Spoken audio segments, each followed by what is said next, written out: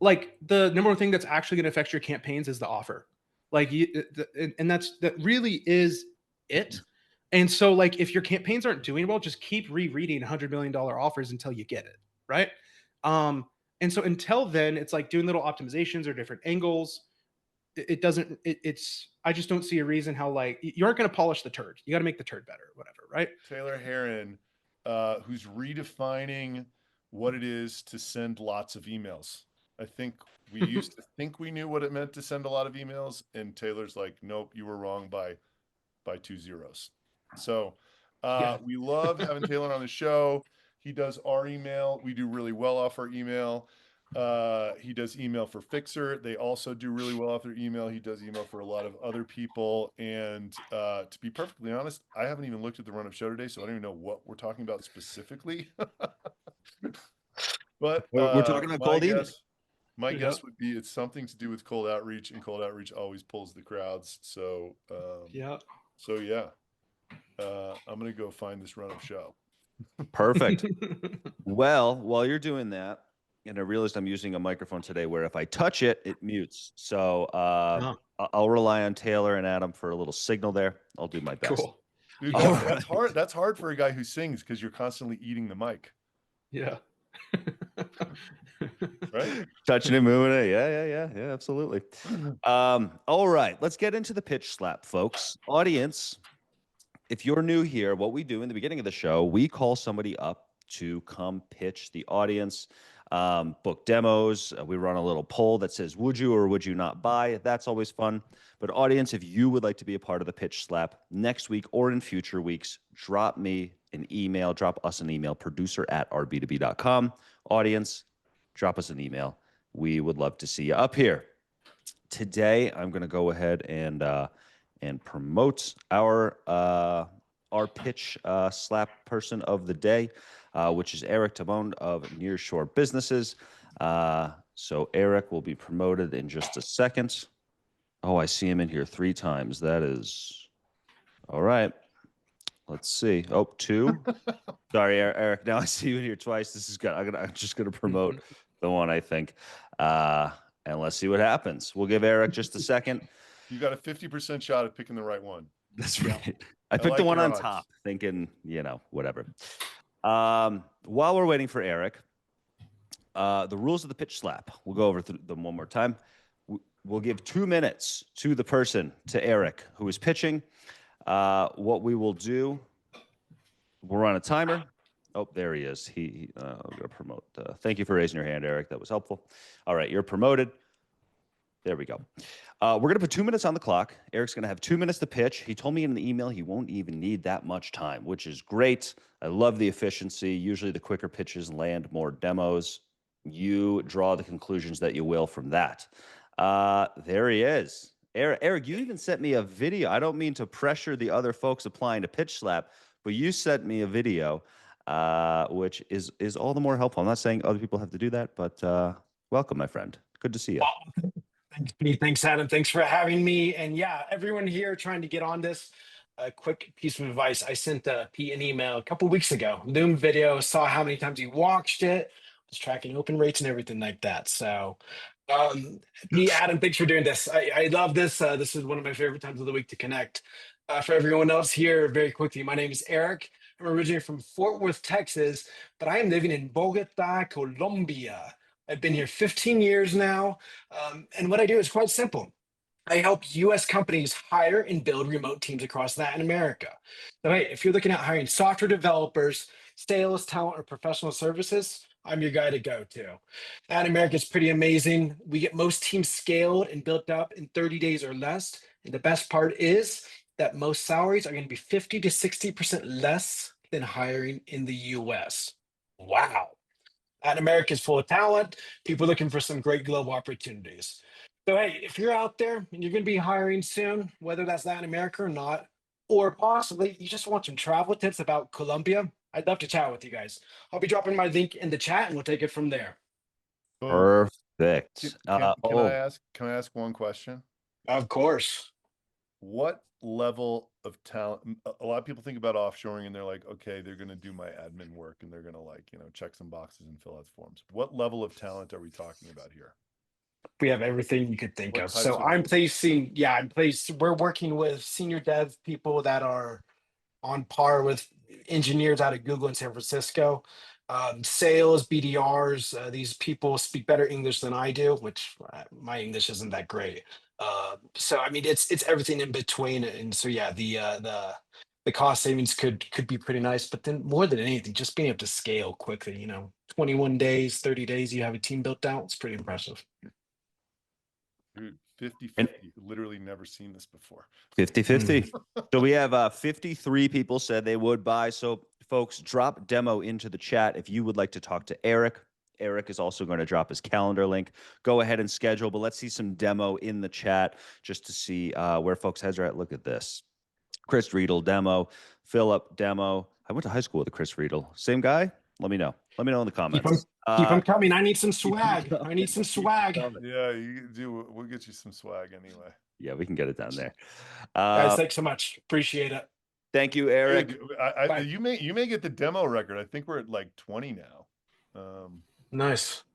I'm seeing RB2B, my notifications coming, and people go to my website. So keep it going. Right. There we go. Hell yeah. Thanks, Perfect. everyone. Bye. Thank you, Eric. Eric, that was rad. Pete, before we jump into Taylor, can you just tell us what your adventure has been the last 4 weeks and how it's going? For me? Yeah, Yeah, absolutely. like what have you been doing professionally? Because I know there's a lot of people on this call that also aspire to do fractional work at some point. So like, Yeah. tell them what you're doing and how it's going and sort of the offer and like, the reception, like all that shit. Absolutely. So, folks, as of July 1st, I'm now part-time with RB2B. So I run this show, I do the production, all that stuff, basically a day a week. My dream, even prior to RB2B, I got to figure out how to remove Eric. Hey, Eric. Sorry, I'm trying to come back and No, learn that's from not you. Taylor This now. is me. Kick me This is out. me. This is me. I'm trying to kick you out without kicking you out of the webinar overall. So you just all right. I have started a fractional business sort of / marketing consulting business called Market Work. I'm sort of in the soft launch phase right now.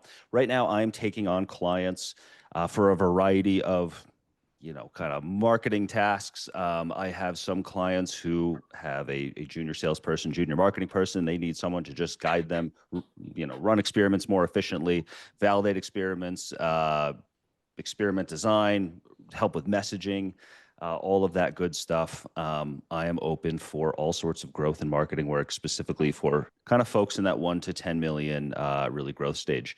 At some points, I will have kind of a more firm set of deliverables, like, hey, in the 16 weeks, we're gonna go through this plan, and we'll redesign X, Y, and Z, and make sure you're square from a messaging, positioning, branding standpoint. That way, when you go to do cold outreach or any of these other marketing activities, you're actually going to land people. So maybe in September I come on the show and give an update. But folks, if you Dude, maybe we could have you on the pitch slap in September. there we go. If I get roasted on the pitch slap, though, I'm leaving the show. Yeah, look, Chris, he's like, pitch slap, tighten that pitch. Yeah. I hear you. So fractional growth marketing, if you just don't have the capacity for a full-time person, or if you have a young team and you want more guidance and more heads in the room, feel free to drop me an email. You can just drop it to crazy stats and you can drop it to pete.crowley@rb2b.com. I'm going to drop my email in here. Happy to chat with anybody. Let's get something on the books, and going fractional, folks, going fractional. So perfect. That's all. More updates to come. We just had to wait for people to get here. Now we got 389, 390. Let's flip to the main event. The main event. That's right.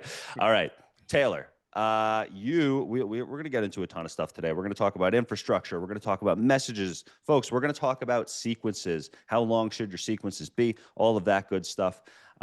So to start, Taylor, you were with RB2B for a while, went on pause. Now you're back. What is working for RB2B today? and you can share your screen, my friend. I'm going to give you that power. So there's nothing better than a screen share on this topic.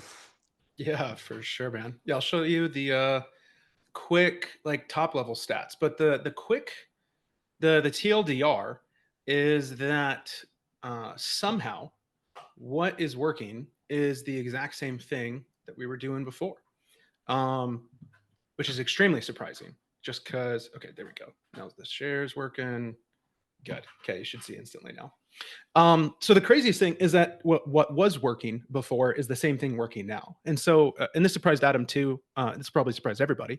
But a year ago when we were running campaigns, we would get about a 20% reply rate on average, right? And that's the same exact thing that we're getting now. So like if I go to our backend database, you can see a 21.5% positive in the last month. And so we're getting the exact same positive using the exact same copy to almost the exact same lists. And it's been a year since we've talked to any of these people, right? So that's the first thing that I would have never guessed, is that this stuff somehow, without changing a thing, was doing really well, which we intentionally did that because I was just curious, like, what is it going to start at? Let's operate by like a theory of controls and make sure that we have scientific controls in place. And so really, really surprising that ended up coming through. So that's the first thing. The second thing is that we're just constantly optimizing. Yeah, while we're there, Taylor, while we're on the prospects, so I see about 71,000 prospects. Yep. In between when you paused and when you restarted, were any new prospects added to that list? Was it enriched? And then B, what was the gap between, or the time frame to when the campaign was paused to start again? Because sometimes putting people on ice, specifically in the cold email world, can be beneficial. Yeah, great question. So we resumed in May and we paused in November. Okay. And this is literally the exact same list. The only thing we did is we ran it through a verifier again to make sure that anybody where their email accounts are now deactivated, we weren't going to email them and get a bad bounce rate. And that's it. So we didn't contact these people from, I think it was November, late November 22nd, maybe something like that comes to mind. And so we didn't touch these people for about 6 months until May. And everything else is exactly the same. So what's the infra look like? Like how many emails are going out per day? How many domains do we need? Like how you doing that? So right now what we're doing is we are doing 5K a day minimally. We started at 3,500. We're up to 5K a day. We did a test on Thursday to see if we could up it to 10. Deliverability is good, so we'll be able to continue to do that. But I'm holding off on doubling it until I'm doing another test right now on some copy stuff that's going to be running this week. And the second I do that, I just don't want to change two things at the same time. Then we'll be able to increase the volume. The goal is that we're at 15,000 a day, so about 333,000 a month, or a third of a mil a month by August. That we're sending that type of volume, and then we'll just be incrementally increasing from there based on if we continue to see good things happen as we go to scale. Because something that will happen is something we found with our B2B. For our B2B, or sorry, for Fixer, we were sending 8.5 million emails a month for them. And we find that the second you go up above, there's kind of two thresholds that happen. The second you go up above about 100,000 emails a month, or about 5,000 a day, this thing called what I call copy fatigue kicks in, where this is my theory. We don't have proof of this yet, but it's the only thing I can think of, is that I think Google and Microsoft are applying AI filters to everybody's inboxes. So they aren't just doing like keyword stuff to like section people over. It's that like if the vibe of your message is too salesy, you start getting put into spam. And so we noticed that started kicking in at about 100,000. And then a more aggressive version of that kicks in when we start doing 500,000. And then after that, it seems to taper off, and we can just like go to town, and I haven't discovered a new threshold. But that's really interesting. As for like the actual infrastructure that we are using right now, these are just stock Gmail accounts. We use Instantly for all of our sending right now. We just how many email accounts for 5K a day? How many email accounts for 5K a day? It is I believe it's 5,000 divided by we do 20 emails per day per account. So it's 250 email accounts, about 125 domains. Yeah. So two inboxes per domain, 20 emails a day per inbox. Mm-hmm. That's how we roll. I Yep. feel like every time we talk about this, so whether it's with you, somebody else, It just that changes a little number bit. of emails per Oh that yeah, goes down. Yeah, goes down every time. I think it was 150 about a year and a half ago per day.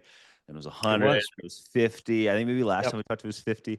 And this is all just a part of that sensitivity, right? That the email Mhm. providers have this is a game of trying to get around the fence, if you will. Yep. I have a question.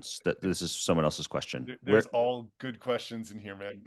Yeah, we We could could just just spend do a away Can on we this just not screen. leave domain real quick? I just want to ask for the people who don't know, like, how do you Yeah. create 125 domains? Literally, what is the mechanic of For a regular person, that? Oh, you the really normies? don't. Is that what we call them? The norm for the normies?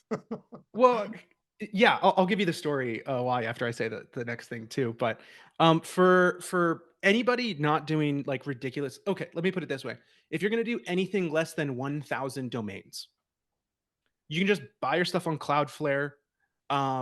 Actually, the best way to do it, I think, is to buy your stuff on Namecheap. Yeah. So your registration is there, and then transfer your name servers over to Cloudflare. That's the best. And if you have no more than 1,000 domains that you're managing, you should be good to go. The reason that I say for normal people, and as far as I know, this problem has only happened to one other high volume guy that I know. He still does like a third of the volume that we do, but still, he's technically high volume. I had 15,000 domains in my Cloudflare account, and all of a sudden, one day, my whole Cloudflare got bricked up. This was like 5 months ago. So I lost like 15,000 domains just like that in like a day. The good news was that all the DNS records work. So all the email accounts that are there are okay for right now. But we're slowly like every month when a domain expires, we're replacing it with like our new infrastructure and all of that kind of stuff. So that's why I say normally. So yeah, if you're listening to 1,000 domains, just buy from Namecheap. Yeah, Move it over Namecheap. to Cloudflare. It's a pain in the ass. I went through. It is. I did that Christmas break of 2024. I did a bunch for retention.com and RBDB. Man, it's a huge, all the fucking SPF, DNS, this, And then the that, and the renewal. other check. It's like, Yeah. it's like you just have to follow a checklist, but it's painful Yeah. to like set up, 40 domains and 80 inboxes that way. Right. Like it's horrible. Yeah, right. And like the other thing that they get you to is like they're like, oh, cool, each domain's only like $4, but then like the next year it's like $25, and then it's like $25 every single domain after that. And a lot of people, don't consider that. But also the best deliverable domains are aged past a year too. Yeah. So it's like this whole, it's this whole catch-22. It's a total pain in the butt. It's why we have a whole service. I don't publicly advertise for it, called coldemailinfrastructure.com. And if you try to look it up, I don't even have a webpage for it anymore. It's kind of a if you know, kind of service we do, where we just like literally that business does like 60 grand a month, and it's literally just maintaining domains and email accounts for people. We don't do anything else. It's just managing all of it for people. Yeah. So another domain related question. What are our B2B's domains that we're sending off of? Examples of like the naming. I'll give you some secret sauce. This is one thing I don't tell anybody, but .infos are cranking for us right now, and they're cheaper. Right. Domain names first, guys. .info. It's the yeah, new, please, it's the new .com. please don't tell anybody. Yeah, because then Gmail is going to recognize. They're going to get the transcript from this show, and it's going to be on the AI spam filter tomorrow. Maybe, Right. yeah, maybe. Yeah. But yeah, that's what the domain names are. So I can't block these out. But really, the names do not matter. We have a configuration where we have prefixes and suffixes. We have the company, the client as the root of it, and we just you have those, and we have a list of like 200 prefixes and suffixes that we can combine, so we can go up to tens of I think it's like 50,000 combinations that we can get, which it will take a lot to get there. For example, to send 8.5 million emails a month for Fixer, we had just above 10,000 domains. So it's enough combos to where you could do it. But literally, the domain names don't matter. Nobody looks at the domain name. Actually, there is an exception. This was horrible. But one of the combos for one of our clients, it was supposed to be I forget what it was, but it was two words that got combined to say sex exchange. So like look out for those. Now I have a thing that like double checks to make sure there's like no random profanity by combining random words. But that was the only one that was like, oh yeah, that kind of looks pretty bad. That's not good. These are much more, let's say, these are more extraneous names than I thought, or just more abstract than I would have anticipated. I think we've all seen the getRb2b.net, right? If your domain's rb2b.com, but this is Yeah. pretty far outside. Do you think how much do you think the Adam.Robinson at the front of the address helps out? I believe it helps. You know, I don't know actually. I need to what are we doing? I want to say, let me see my odds. So something else we do, half of our, so we have 3 sets of infrastructure for most clients. Odds go in on the first half of the month. Evens rotate in on the second half. So the odds will go to cooling and not be on outbound campaigns anymore. That's why you can see that these ones have minimal send volume because we're on the even set right now. I want to say, let's see, the odds are that. Are the evens? No, I think our backups right now. Um, I don't know if I have a direct comparison between Adam's Okay. name and the random names. Yeah, All good. I think we're done. We probably answered all the major questions about domains. There is one that Pete, you had one. Yeah, Luke had dropped into the chat. So, like, I want to just highlight for folks, Taylor is the high volume guy. Most of the people, I mean, we have what 400 people in here right now, at least on Zoom, probably another couple on X and YouTube. Most of these people are not going to be the high volume person, right? They're more of the low Yep. volume sender, or mid volume. You're just not going to be sending 5,000 emails a day. Yep.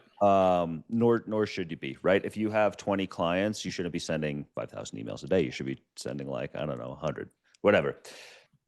For those people, so Luke had asked about Smart Lead. It has an actual like domain service. Are you familiar at all with any of those sort of pieces of software for those lower volume senders? Yeah. So like Instantly and Smartly, they have stuff where you can buy email accounts and domains from them. I have not directly tested them, so I can only give a superficial opinion on them. But I do have friends who bought them. One, we do not see any indicators that their stuff is necessarily worse than private stuff. But with everything, so I think for like the normal person, I think you can just buy stuff from there and you're totally good. For us, I hate the idea of doing something that everybody else is doing. Like if the majority is doing something, I usually try to not do that just to stay underneath the radar with it. But I haven't heard anything bad about them. Okay. You had also mentioned, I just to clarify kind of some of these really good data points from an infrastructure perspective. So if I buy a domain from GoDaddy and I start sending today, I'm going to go to the spam filter immediately, even if I only send 3 emails because it's a brand new domain, right? I'm going to start sending. I'm not receiving any emails. There's none of this like other interaction happening. Is there a well, so 2 questions. One, how old should the domain be when you start sending from it? And then 2 would be, how long of a warm up process do you give these days for a new domain? So 2 questions there. We give every domain 2 weeks of warm up just Okay. as a precaution. But I actually don't believe in warm up in the normal definition that people give it.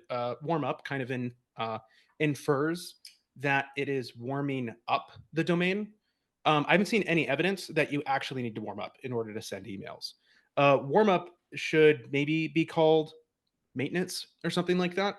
So here's an example, right? One of my buddies, he's a high volume sender.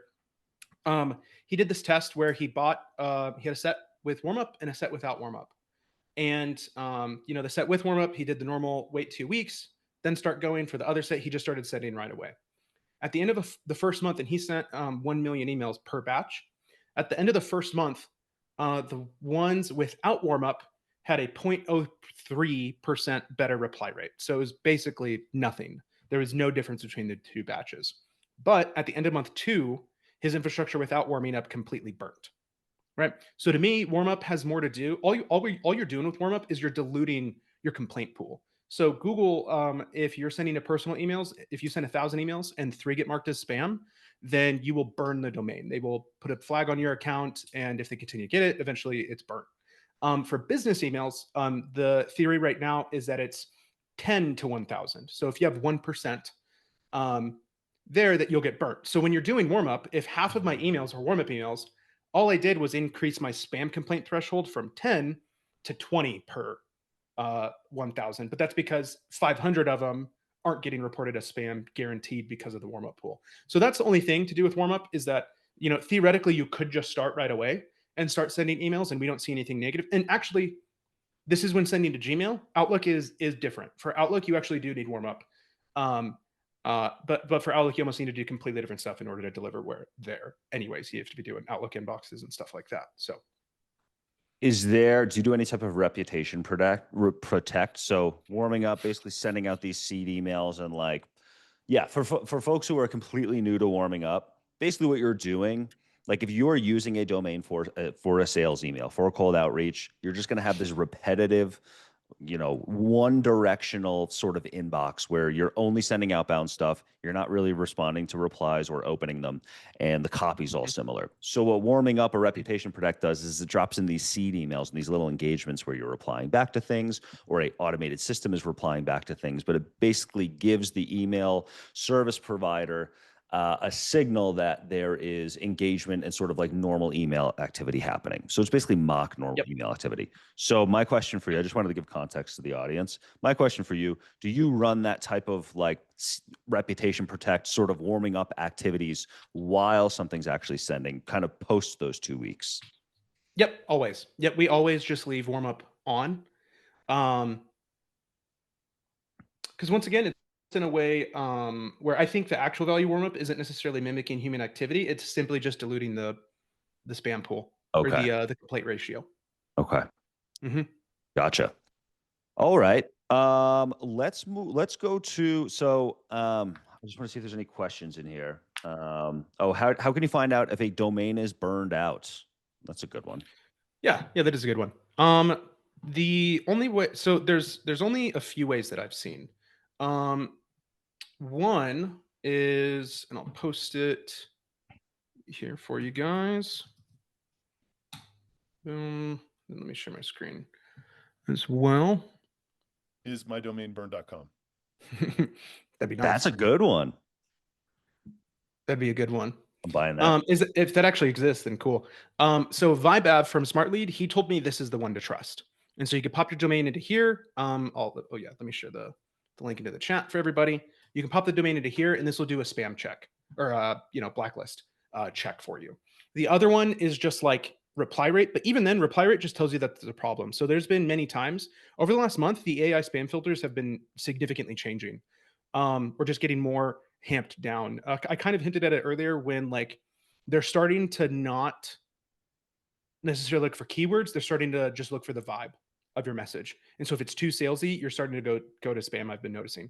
So anyways, your reply rate can kind of look at that, but even then it could be copy. It could be like other factors. This one's straight up like, hey, if you're on here, you need to like submit a thing to get removed. And even then it's probably not worth it. Just build a new domain. Other than that, there really aren't any actual ways to do it. Some people claim that you can do it through like inbox placement tests, but I've never seen data from those line up with the data that I'm seeing in reality. The other thing that I would say can kind of matter is that if your warm up, your health scores are ever below 100%, then it's likely that the domain is burnt, but it's not necessarily a conclusive thing. Like this is typically the thing that I try to follow for our team. So, and folks, if you're sending emails, I would check this like as often as you could. I mean, daily or weekly. Yeah. Like it's just. Yeah, totally. Like we have a plan. Oh, I forgot. There's another great way to check this, but like I have a plan to like create a script to automatically like check this every single day for all of our domains one day. I just haven't gotten around to build it because it's not super important. Because at the end of the day, if your reply rates are low, like that's the main thing that you need to look at anyways. The other thing though that we're doing is that in our backend, it's not here yet, but I'm going to have a bounce analytics. Why SmartLead, Email Bison, Instantly don't do this, I'll never know, but they're collecting all of the bounce logs. And the bounce logs will either be a soft bounce, which means a server errored, an invalid, which means that your email validator got it wrong, or it'll be blocked, and it'll directly say, we blocked you for suspected spam. So that's going to be a metric that I start tracking in the future. Is I'm taking all those bounce logs, building my own database, and running my own analytics on top of it to be able to like look, because if that, you know, suspected spam block thing goes from 10% of my blocks to 90% of my blocks, that's probably a pretty good indicator that the domain's getting burnt. And so once again, I have no idea why these tools don't just like have that built into it. So we're just going to build it ourselves. So Yeah, I've seen like, I mean, I haven't sent as many emails per day as you have, but like I've been in a place where we send like, I don't know, between 500 and 1,000, yeah, and manage that infrastructure. And I've always found that like it's pretty, like you can look at your open rate, and if it drops into like 6% from 26%, or you know, from if it Yeah. halves or quarters, just that single eye spot check will be a good sort of indicator of that. So even just looking at your open rate, folks, you should be able to tell like, wow, what happened? It probably got burned somehow. Adam, did you have a question? Because there's No, I just think there's like kind of I've noticed there's a category of questions that keeps popping up. And it was around the time that you were talking about sending 8 million a month to Fixer. People are asking about RB2B's leads too. Where are you getting your database from? oh yeah, How can you even get enough contacts in TAM to send 8 million emails a month? Like what is that yeah. process and philosophy and all that stuff? Yeah, for sure. So right now, we're not too different from other people. There's two main vendors that we're using right now. So one, we just scrape Apollo directly for all of our stuff. If you know, there's plenty of scrapers out there. Cool. I already have this pulled up. The thing for Fixer, right, is that we can talk to literally anybody who uses Gmail and Outlook. They have a technology filter. I can select everybody on Gmail, select everybody on Outlook. The TAM's this is probably really small for people, but the TAM is 1.37 million people. So, you know, when people are like, oh, 8.2 million is a lot, you're going to burn the TAM. I'm like, it actually takes me like 2 years to actually contact everybody in the TAM. So I'm pretty sure we're good, you know? So, so that's one thing there. That's an exception. But like, even then, our process right now is we rip from Apollo. We do a validation through, what's the one we use? We use Bounceband because they have a really good catch-all validator and they have a really good price. Anything we can't validate, we then pump into Lead Magic, and we do the finder there, and then once again validate with debounce. And then anything that we can't find from there, we actually plug into Wizza. Wizza is really interesting. We did a test with this is actually a client of ours, and so the whole reason we actually tested their data was because we were doing outbound for them, and their campaigns slap. They get like a 50-1, and they're trying to get meetings, and they do really really good. But they were like, "Hey, can you test our data against like what you're doing?" And we were like, "Yeah, sure." And all the stuff that we were disqualifying, um, we did an A/B test where basically we analyzed, cool, how many more positives came in because we added in the Wizza data compared to what we would have normally disqualified, and it actually 3x'd our positive reply rate. And so now they're hardcore in what we're doing, and so we just waterfall it that way right now. But we don't care to do it a lot. So once again, it's Apollo. We use Bounceband for validation at each step, including catch-alls. We go into Lead Magic, and then we finish up with Wizza. Lead Magic, nice. Yeah, love Lead Magic. Great. Yeah, we had Jesse on the show recently. Jesse's gonna vibe great. code a full app on the show. Dude, It was he can do it, on man. Unfuck My Startup last week. Dude, Yeah, so yeah. sick. Dude, I was on a call with him, just like I just love phone calls with him, and he blew my mind. Like 3 months ago, we were talking about an idea, and he was like, "Oh, cool, yeah, check out the link I just sent you." And it was this app, and I'm like, "Did you just fucking build that right now?" And I was like, I knew you could do stuff with AI and code, but like, I'm not even joking. He had sign on, Stripe integration. He had the full app utility built. It actually ran and did the thing that he was testing with the idea, the actual deliverable, email notifications, everything in 10 minutes. I was like, dude, insane. So that'll be a really good one when he does Yeah, that. absolutely. Yeah, we'll get deep into vibe coding here on the show kind of in the coming months. Yeah. So Pete, body one of questions was data, and then the second one, everybody just wants to know about copy. That's where we're getting next. Copy is, man, Whenever I see cold email is dead, I'm like, well, what were you sending? And it's usually garbage. It's like, I mean, we're talking about By the way, Jesse loves to just in the SYC war room, he loves just like when people bitch about lead magic's performance, he loves going to their copy and be like, look at what this jamoke is sending, and bitching at me about how it's not, about how my leads suck, right? Yeah. And it is an atrocity every time. Like, it is unbearably horrible. It's I'll restate my philosophy here, which I've said a few times. The game here, whether we're talking cold email or any other channel, you need to get the right message going to the right person through the right medium. So when we talk about all this infrastructure stuff, that's making sure the medium's working correctly. Everything else, it's up to finding your ICP, having a really well-defined persona, and then the message. I mean, the message is freaking everything. And Taylor, you're talking about, you've been talking about these AI spam filters catching on to the copy. Yeah. In my mind, I'm like, I feel like I kind of operate when I go through my inbox in the morning, and Fixer does a good job of filtering them out. We need to start getting commission for Fixer, but regardless, Yeah. Right. I am almost like Me the too. AI bot. I'm Yeah. like going through based on the subject line and the inbox preview text. Like I'm literally going through and marking as read everything I can that looks like a spam.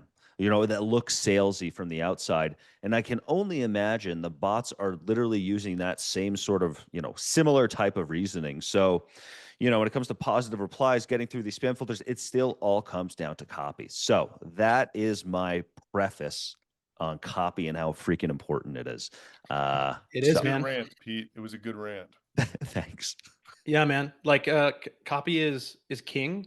Deliverability first and then offer second is something I used to say all the time. But yeah, man. And then the fact that like copy is getting, I mean, here's one example. One of our clients, I was looking at his copy and he what did he write? He wrote yeah, I can write in this. So the copy that we had said AI in it, like that. And I was looking at it, I'm like, we should change it to a lowercase I, because this other one kind of looks like Al. I was like, yeah, why not? Right. We keep running his campaigns. A week later, his deliverability is just like at 0. And I was like, okay, like what's going on? I didn't even remember that I said to do this. And then sure enough, one of my guys goes, oh, we made that change to that copy. Like, I wonder if that'll do anything. No joke, man. He went from 0% reply rate back up to a 0.7 because we switched it back to this, which is just weird. That's a brand new thing, like 2 weeks ago, that happened. And as you can see, it doesn't pop up, on this thing when we do that. I mean, can you imagine the amount of cold email that's being sent out about AI right now? Yeah, right. Like it kind of makes sense. Yeah, but Right. just like the amount of people prospecting B2B talking about their AI that does whatever, right? Like it's got to be 80% of the cold email that's being sent to B2B right now. Yeah, man. Yeah, I probably, and like I see it in my inbox now. Everyone's kind of copying my the way that I talk, my short and punchy stuff. So like I have to change all my copy now. So I wish I didn't tell anybody. No, I'm kidding. All that stuff changes, so it's all good. But So you spam check so these spam filters are constantly changing, updating, especially with now AI spam filters, right? Like they're just going to go off of whatever the masses are sending out. We're not really going to know what they're filtering in and out, kind of like a social algorithm. You just have to guess. kind of, How? yeah. So here's like what we do, and we changed this just last week because of this stuff. Is that one, we use Mail Meteor's public spam checker. It's really great. And then we use Email Guard. And there's a couple things that I want you to pay attention to here. Is that what we actually just started using Mail Meteor. We used to use it, then I used Email Guard exclusively, and then someone on my team, you'll actually see it here. Ivan, he's our third employee. He actually really liked this. He pinged me like a week ago and was like, hey, can I edit one of the campaigns? Blah, blah, blah. I was like, no, RB is one of our best, most important clients. I'm too busy right now. I'll take a look at it later, but sure. And he knew in the back of his brain that it really wasn't that big of a deal. He was just going to change a couple words in the copy or whatever, but he knew I was busy. So he just went ahead, created his own campaign, loaded some leads inside of it. Which personally, I like that. I like somebody who's that's how I work. I'm like, yo, dude, if I have an opinion, I'm just going to show you the data. It's not going to cause any harm. Like, I'm all for it. So, anyways, he created this campaign. Yesterday, it was a 1.3% reply rate. So he literally doubled compared to it. And it was just because he used Mail Meteor when we stopped doing it. There was like one word in here that was like a spam word or something like that. And so being really stringent on this is really important. The reason that the reply rate on this one is lower today is because a bunch of our inbox is just randomly disconnected. So we just got to reconnect it so it catches the replies. The VAs are already working on that today. But anyways, so we run it through Mail Meteor first. And then the other thing I want you to pay attention to is Email Guard. Even though this has 0 spam words, it still has a spam score that isn't 1, right? And that's because the owner, he told me he's trying to layer in like what's the vibe of your message, right? And so this one we're starting to like really play around with. Once again, it's a newer thing, so this is just something we're kind of like figuring out in our spare time. Is that like trying to get this number as low as possible, as well as making sure you have absolutely no spam words, I think is the name of the game, at least right now. That's interesting. How Can everybody read this copy, by the way? Can you just cut and paste it into the chat so people can? Yeah, for sure. I'm on a small laptop and I'm having trouble. Oh, yeah, for sure. And then I want to break down why this works too. Yeah, actually, this is a good. So I wanted to do sort of unfuck my email copy. It's a little difficult with everyone needing to share their screen. So like, let's just go through kind of the like section by section. What's good about this email that we think, and how it differs from sort of the more common sales emails that we all get. Yep. How's it going, Lydia? I mean, how's it going? Is everyone says, hey, hello, whatever. How's it going right off the bat, right? Different than what else is going through there. Second, you want to give us some rationale there? Yeah, for sure. So what we do here, I'll paste the variables as well, so you can see what is a variable versus the example that has everything inside of it. So basically, the way that I think about this one, and the thing is that this is the exact same copy that we were running a year ago, with minor modifications compared to the spam check that we did last week. But before last week, we didn't change a thing. Like we have 10 new copy variants that are going live later today to actually, we're going to start going back to testing and figure out like, okay, what's a better message now that we have deliverability back. If you guys missed my posts, like last time, like we started up this new thing, I burnt all of the infrastructure within like the first 2 weeks. We had to take 2 weeks to rebuild. So like we just finally have like 2 weeks under our belt of actually having volume. So anyways, so the copy right now, the way that we think about this, and this is one of my favorite ways to do AI personalization, is here we have an AI researching the lead and going like, hey, who does this person typically sell to, right? And so here you can see on Lydia's above, right? Like we're inserting, it lets you know, we just launched a B2B tool that let you know when IT managers, data set administrators, and cybersecurity specialists are on, and then we insert their company's names, site. I actually, I didn't change it because I wanted to control from last year. I actually hate this. I hate having the company name inside of here as a variable because I actually really just don't like variables. I think variables just scream that your thing is just a template that somebody probably didn't write. It's just overused in my opinion. So like no one reads the name there and goes, oh, wow, this is really personalized to me. So like, it doesn't help. So like we're going to be removing this. So anyways, we did this thing. I like this kind of personalization with AI because it's subtle. So for example, with Fixer, we have a variant where we're saying like, hey, we just built an AI inbox assistant that saves most people an hour a day. So that means you would have more time for meeting with your sales team or hiring your next SDR or picking up a cup of coffee earlier in your day, right? So like that's the personalization that I really like to do, is that it's a little bit more subtle than like, hey, I saw the best 5-star restaurant in Austin, which you live in, is blah, blah, blah. I just, this is kind of my favorite thing. It's just like subtly like speak their language and make it relevant to them. And then we go right into here's what it does.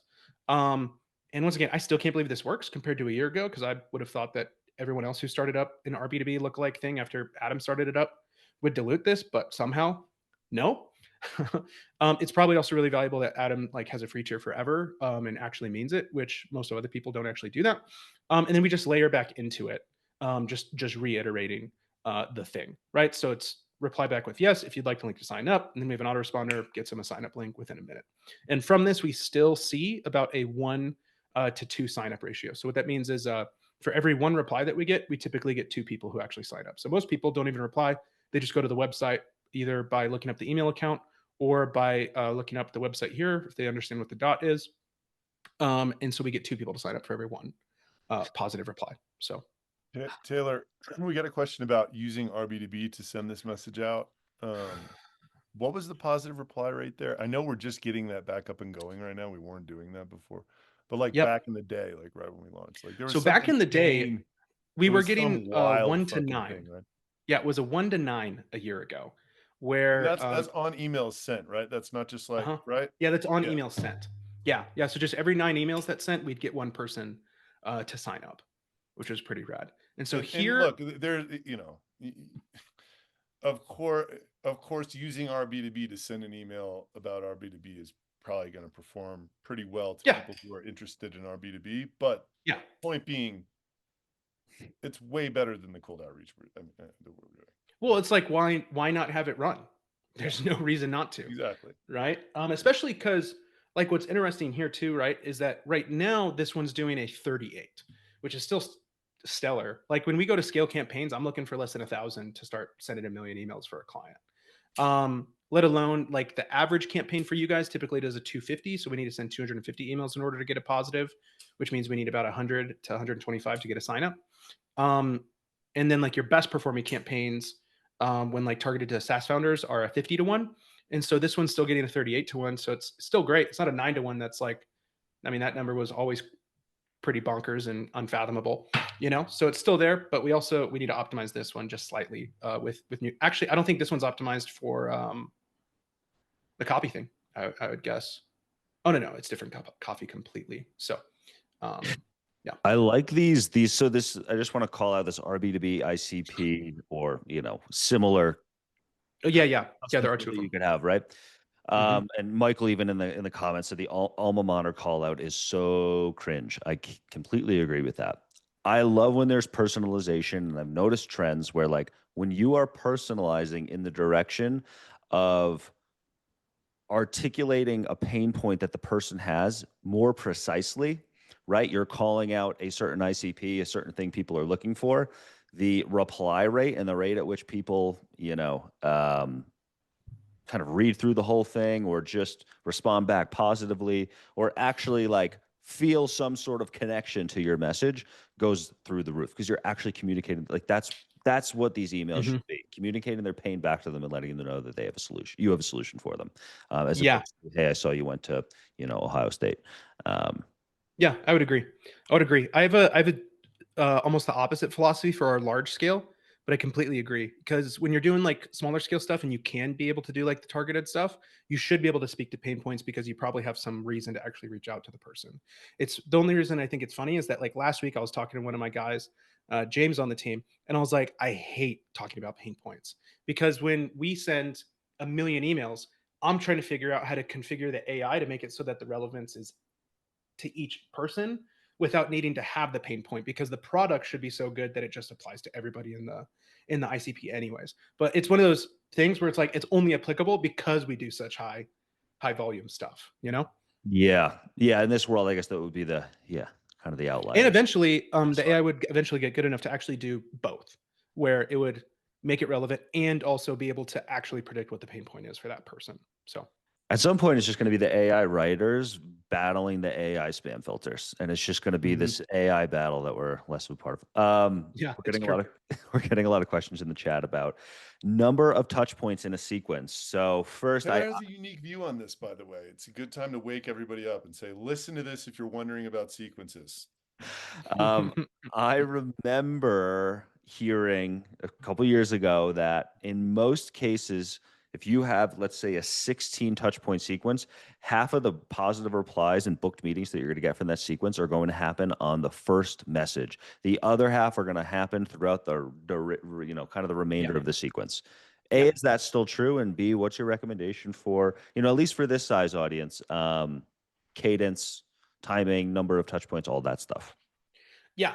Well, the reply rate thing's super funny because I remember I asked this question to Jesse Olette, lead magic guy, like 2 years ago. And I was like, hey, dude, like you say we should get a 5% reply rate. But like after how many emails sent in a sequence? Because like if I send an email and I get a 0.5% reply rate and then I send a second email, I'll bump up to 1, but that doesn't exactly, the reply rate doesn't actually tell me what's going on. So like it can be fabricated. So a lot of people, I see them like being like, oh, we get a 10% reply rate. And my first question is like, well, how many sequences are you doing? Right. Because most of the time it's just the replies are actually just people being like, dude, you emailed me 5 times and this obviously isn't interesting. So like, please stop emailing me. And so like that's the only reason they actually get more replies. And so this is something where I also think that AI just changes this question a lot, is that my core philosophy with a lot, or one of my core operating principles with clients is like, let's just send one really good email to your total addressable market every 2 months, right? And that's actually kind of like what our offer is right now. Is like we do for clients where they have a TAM over 1 million or an LTV over 30K. We go, great, for $5,000 a month. Let's send an unlimited amount of emails to your total addressable market, but let's make sure there's a performance fee set up inside of that, so like we can monetize on the back end and when we're front loading all the risk to ourselves. And so in that model, if we're going to email everybody just one time every 2 months, I don't really see the point in a follow-up sequence unless you're doing some like really cool storytelling thing from like email 1 to email 2, or you have something a little bit more complicated. So for example, the only time I've ever seen an email 2 actually help is for a cybersecurity client that we have. Their email 2 performs way better than the first, but that's an analytical buyer. That's somebody who needs more information before they make decisions on their own anyways. And they're the only one that we've seen where it actually helps. Um, and so yeah, I just don't bother with the follow-up sequence too much. The other thing is that if I'm going to email them every 1 to 2 months, and I'm also using AI to write relevant emails to each individual person. And also, the next thing we're working on is I'm building a backend database to analyze all the emails we're sending, to where, all the 12 million emails a month that we're sending, I can go, great, what are the top performers for this? Load it into a large language model. The models aren't quite ready for this yet, but they will be any day now. That could happen. So I'm trying to get ahead of it the second the model can do this. Is that analyze the entire 12 million emails that we sent for last month and load it into an API request into Clay, where I can just go, hey, great, here's my client, Joe. We want to write an email to Sally. Look at the database of the 10 plus emails that we sent and tell me what email I should write to this person. So we'll probably get to a spot where we don't even write campaigns. Hopefully before the end of this year, but we'll see. And so if you're living in that world, what's a follow-up email?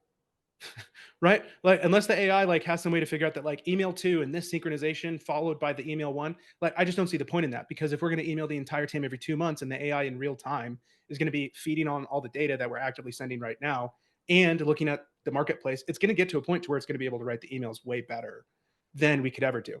And so that's in the future, but even right now, it's like, cool, we're probably going to learn 2 months from now what's the best way to write an email for this ICP anyways. And so I'm going to email them again anyways a month or 2 now. So why bother doing multi-sequencing, especially when it doesn't give us an uplift? Now, the one thing with that is that we do test a step 2 email with every single client, just because we had that one where it performed way better. So we do disqualify it with new clients before we dive into other ones. But So for people starting out and who've maybe experienced a little bit with cold email, you'd more so recommend, hey, experiment with your one email, keep going through that with the list that you pulled, and just try to figure out what the heck is resonating with these people. And don't worry about writing 6 emails, knowing that emails 3, 4, 5, and 6 are probably going to yield nothing. Email 2, pretty, pretty incremental or whatever, not as big compared to email 1. Is that a kind of a fair approach? Yeah, I would say so. I would say at the end of the day, like the number one thing that's actually going to affect your campaigns is the offer. Like and that really is it. And so like if your campaigns aren't doing well, just keep rereading $100 million offers until you get it, right? And so until then, it's like doing little optimizations or different angles. It's I just don't see a reason how like you aren't going to polish the turd. You got to make the turd better, whatever, right? It's all about the offer. Yeah, completely. Right. So, yeah. Dick. Well, it's 1 minute before the hour. Well, how folks, can people get in touch with you, Taylor? You can just go to our website, salesautomation .systems. You can see all our stuff there. And then also like my LinkedIn, linkedin.com/in/Taylor Haren. Actually, I'll just post that here for you guys. and I'll drop that in the description too of the YouTube, folks. Yeah. If you to catch more of this by Friday sometime, the recording will be up on YouTube. We'll post that channel here. And that is along with Yeah, all Pete, the other how shit. people get in touch with you about growth, Yeah. and All right.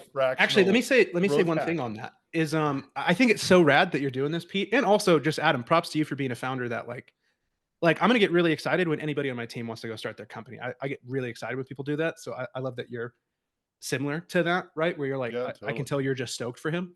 But it's rad because I remember I left my job over a year ago and I was talking to Pete, and I remember him just kind of being like, how'd you do that? Like, what'd you need to do? And blah, blah, blah. And so like it's just really cool to see Pete going into that world, you know? And so I just can't be more proud of you. So I just want to say Thank that you. Audience, before an you audience. hop Now in. Taylor's making millions of dollars. Maybe. But Maybe. thank you, Taylor. That's been the plan for a little while. Folks, you can reach me, pete@marketwork.co. If you have my RB2B email address, that still works too, but I just dropped it into the chat here. So if your offer kind of sucks and you can't figure out how to get people to respond, or you're not growing as quickly, hit me up. Let's fix all those issues. Let's get you off to the races. And next week on Unfuck My Startup, we have Irina Novoselsky. She is the Hootsuite CEO. I mean, come on. Like, Yeah, I just dropped the link in there. And so Hootsuite's a 1,500 person company, which is unlike a lot of the guests we have, but she's all of a sudden, I literally think it started after this dinner I was at her with. She's crushing LinkedIn. So I want to talk to her about how that happened. Like, was it literally we were sitting at dinner, I was talking about LinkedIn, and then she just started doing these videos, and like all of a sudden she gets 150 likes per post, or like, what the fuck is the deal?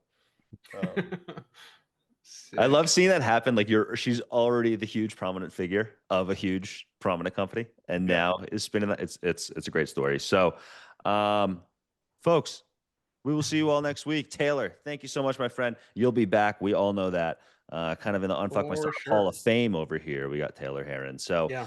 everybody. Oh, and also on that note, where Adam's having me post once a month on like what I'm seeing with cold email and all that. I still got to follow up on like why all the domains burnt last month. We did figure that out. So if you didn't follow already, make sure you do that just so you can see kind of the other part of the RB2B and cold email story continuously. So heck yeah. Rock and roll. Thanks, everybody. Thanks for attending another week of Unfuck My Startup. This is so fun always, and we'll see you next week. Yeah. Bye. Take care.